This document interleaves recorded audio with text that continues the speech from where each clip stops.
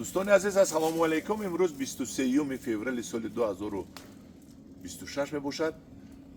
همه جوانمردان رو، همه محافظان وطن رو تبریک میکنم و دقت شما پیشنهاد میکنم چهارمغز پکن که در جهان چهارمغز قیمت ترین است برای بوق نمودن اساسا در زمین های زک کنید اگر بسیار نقض می شود.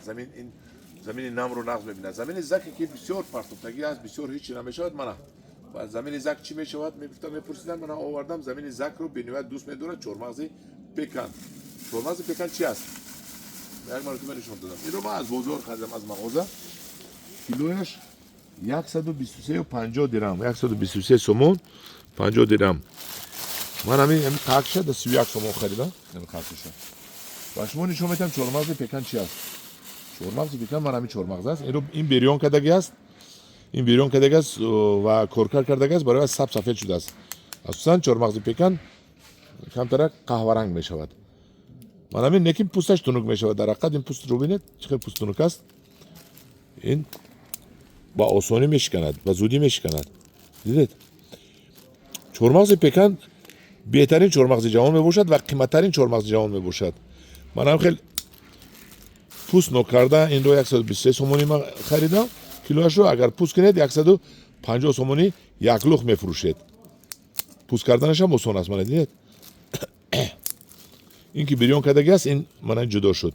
بریون نکردگیش یک لخت میبروید.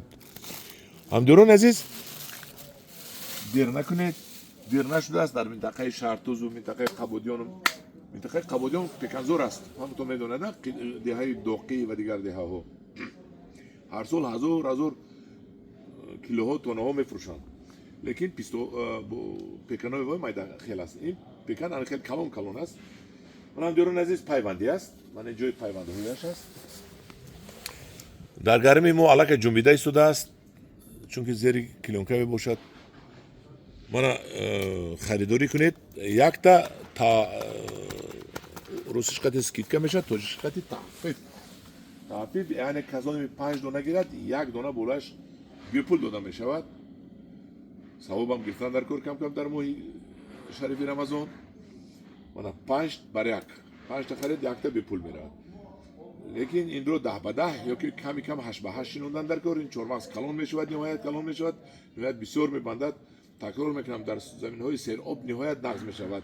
اساسا در زمین های زک میگن که تگش آب دارد 2 متر 1 متر پس، این بینویت نقض نشونمون میکند، نمی رو دوست میدارد. این همداران عزیز، من در زمین های خشک هم میشود، ولی با سوال نتید که خشک نمیشود، فقط باید آب دادن در کار. لیکن این در زمین زک زمین اگر شنونید این رو دیگر آب هم نمیتید. آب در پایون فراوان است. من همداران عزیز مرحمت کنید، ولی وقت شنوندن این حال ها هست، بیایید خریداری کنید. ما از 4-5 روز پس این رو بوق میبریم میشنونیم. وقتی این برکت کلان شد با قیمت میشد. البته نرخش 150 سومونی. کدامی خرد با ارزان میکنیم و با زخت دیگر توفه میدیم. همداران عزیز، کدامی از 10 دانه زیاد میگیرد هم ارزان میکنیم، بولش توفه. کدامی 5 دانه میگیرد یک تا توفه.